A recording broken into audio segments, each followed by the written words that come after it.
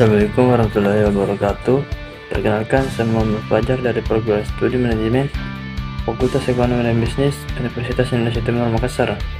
Pada kesempatan kali ini, saya akan mempresentasikan materi tentang strategi pengembangan UMKM.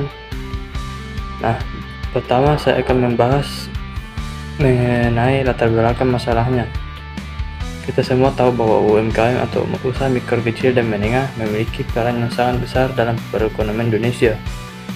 Bahkan sebagian besar masyarakat Indonesia menggantungkan sumber penghasilan mereka dari sektor UMKM. Selain membantu menciptakan lapangan kerja, UMKM juga membantu pemetaan ekonomi hingga ke daerah kecil.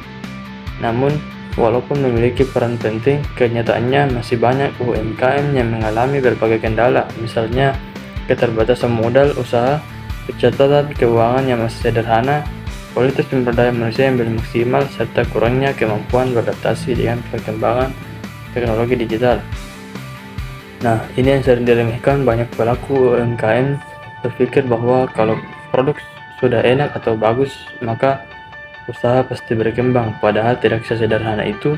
Di era sekarang, persaingan bukan hanya soal produk, tetapi juga soal branding, pelayanan, pemasaran digital, dan kemampuan membaca kebutuhan pasar.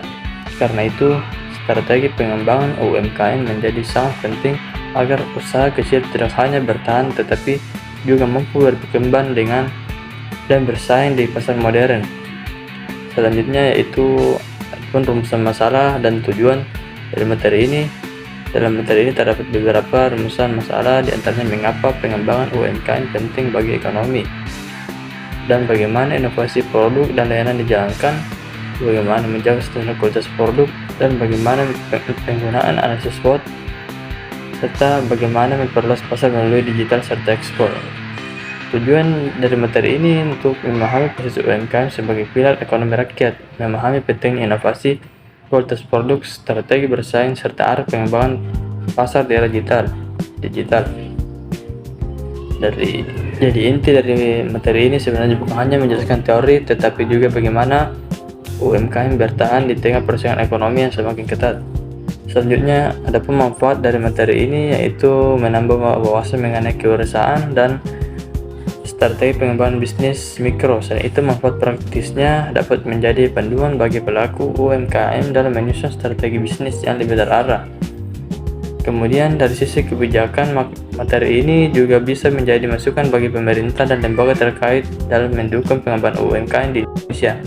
Karena kalau kita lihat sekarang, UMKM memang sering disebut tulang punggung ekonomi, tapi masih banyak pelaku usaha kecil yang belum mendapatkan pendampingan yang maksimal, terutama dalam digitalisasi dan pengembangan manajemen usaha.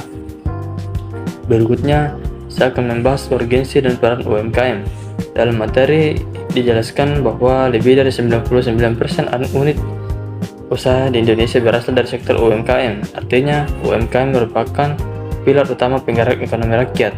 UMKM juga memiliki dampak besar terhadap pengurangan pengangguran dan kemiskinan, karena usaha kecil biasanya lebih mudah membuka lapangan kerja bagi masyarakat sekitar dibandingkan perusahaan besar.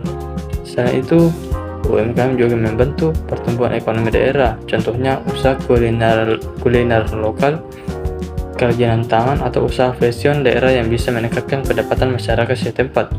Tetapi ada satu tantangan besar, banyak UMKM hanya fokus bertahan hidup dari hari ke hari tanpa memiliki strategi jangka panjang. Akibatnya, ketika tren pasar berubah atau persaingan meningkat, usaha mereka mudah tertinggal. Karena itu, UMKM harus mulai berpikir bukan hanya sebagai usaha kecil, tetapi sebagai bisnis yang punya potensi berkembang lebih besar.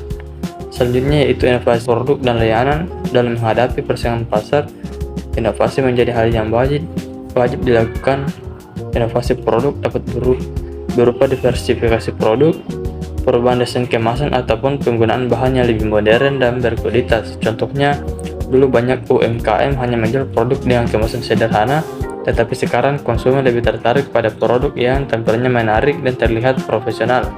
Selain inovasi produk, inovasi layanan juga penting, misalnya menyediakan pembayaran digital seperti QRIS, layanan pesan antar, pemesanan online, dan pelayanan pelanggan melalui media sosial. Hal seperti ini kelihatannya kecil tetapi dampaknya besar terhadap kenyamanan pelanggan. Kemudian ada juga yang disebut incremental innovation, yaitu perbaikan kecil yang dilakukan terus-menerus agar produk tetap sesuai dengan kebutuhan pasar. Jadi inovasi itu tidak harus langsung besar. Kadang perubahan kecil tetapi konsisten justru lebih efektif dibanding perubahan besar yang tidak terarah. Berikutnya itu peningkatan kualitas mutu. Kualitas produk harus dijaga secara konsisten karena kualitas menentukan kepercayaan konsumen. Dalam materi dijelaskan beberapa langkah seperti penggunaan bahan baku berkualitas, menjaga kebersihan selama produksi, serta menerapkan SOP atau standar operasional produksi. Selain itu, UMKM juga harus mendengarkan kritik dan masukan dari pelanggan sebagai bahan evaluasi untuk memperbaiki produk. Kemudian kualitas seperti PIRT, BPOM, dan sertifikat halal juga sangat penting karena dapat meningkatkan kepercayaan masyarakat terhadap produk yang dijual. Dan menurut saya ini salah satu kelemahan banyak UMKM. Mereka fokus menjual sebanyak mungkin tetapi lupa membangun standar kualitas, padahal kalau kualitas tidak konsisten, pelanggan bisa kecewa dan tidak membeli lagi. Selanjutnya yaitu analisis SWOT strategis. Analisis SWOT terdiri dari strength, weakness, opportunity, dan threat. Strength atau kekuatan, UMKM misalnya memiliki produk unik, fleksibel, tinggi, dan biaya operasional yang relatif rendah. Weakness atau kelemahannya yaitu modal terbatas, manajemen yang belum stabil, dan promosi yang masih minim. Kemudian opportunity atau peluangnya adalah perkembangan e-commerce, meningkatnya loyalitas terhadap produk lokal, serta adanya dukungan pemerintah untuk UMKM. Sedangkan threat atau ancamannya yaitu persaingan produk impor dan perubahan tren pasar yang sangat cepat. Melalui analisis SWOT, pelaku usaha bisa memahami posisi bisnis mereka dengan lebih jelas. Karena tanpa analisis, banyak UMKM hanya mengikuti tren tanpa memahami apakah tren itu cocok dengan kondisi bisnis mereka atau tidak. Selanjutnya yaitu formulasi strategi bersaing. Strategi pertama adalah diferensiasi dan branding. UMKM harus memiliki ciri khas agar berbeda dari kompetitor. Bisa melalui desain produk, kualitas layanan, ataupun cerita unik dari produk tersebut. Kemudian strategi kedua yaitu harga dan layanan unggul. Harga harus kompetitif tetapi tetap memberikan keuntungan yang sehat bagi usaha. Pelayanan juga harus cepat, ramah, dan memberikan kepuasan pelanggan.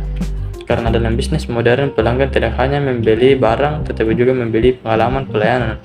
Kalau produknya bagus tetapi pelayanannya buruk, pelanggan tetap bisa pindah ke tempat lain. Berikutnya yaitu arah pengembangan pasar. Tahap pertama yaitu memperkuat pasar lokal terlebih dahulu, setelah itu melakukan segmentasi pasar agar promosi lebih tepat sasaran. Kemudian tahap berikutnya yaitu digitalisasi melalui e-commerce dan media sosial. Saat ini media sosial menjadi salah satu alat pemasaran paling efektif karena dapat menjangkau pasar lebih luas dengan biaya lebih murah. Setelah itu UMKM juga bisa mulai mengembangkan peluang ekspor dengan memenuhi standar kualitas dan legalitas internasional. Tetapi banyak UMKM ingin langsung besar tanpa memperkuat fondasi usaha terlebih dahulu. Padahal pengembangan pasar harus bertahan dan terukur agar bisnis tetap stabil. Selanjutnya, studi kasus kunci sukses UMKM. Dalam materi ini dijelaskan bahwa UMKM yang berhasil berkembang biasanya memiliki beberapa faktor utama seperti menjaga kualitas produk secara konsisten, cepat mengikuti tren pasar, disiplin memisahkan keuangan pribadi dan bisnis, serta membangun kerjasama dan relasi bisnis yang baik. Ini penting karena salah satu kesalahan terbesar pelaku usaha kecil adalah mencampur uang pribadi dengan uang bisnis. Akibatnya mereka merasa usaha berjalan baik, padahal kondisi keuangannya sebenarnya tidak sehat. Yang terakhir yaitu kesimpulan dan saran. Kesimpulannya, UMKM merupakan tulang punggung ekonomi nasional yang memiliki peran besar dalam menciptakan lapangan kerja dan meningkatkan kesejahteraan masyarakat. Namun, agar dapat bertahan dan berkembang di era modern, UMKM harus mampu melakukan inovasi, menjaga kualitas produk, memanfaatkan teknologi digital, dan menerapkan strategi bisnis yang tepat. Kemudian saran dari materi ini adalah pelaku UMKM perlu terus meningkatkan kemampuan manajemen usaha, memperkuat pemasaran digital, menjaga kualitas produk secara konsisten, dan memanfaatkan kerjasama agar bisnis dapat berkembang lebih luas. Karena pada akhirnya usaha yang berkembang bukan hanya usaha yang memiliki produk bagus, tetapi usaha yang mampu beradaptasi dengan perubahan zaman. Sekian dari presentasi saya. Mohon maaf bila ada kesalahan kata, bila ada kekurangan kata. Assalamualaikum warahmatullahi wabarakatuh. Ambillah, Masuk akal juga ya. makanya diterima. Itu bukan dompetku.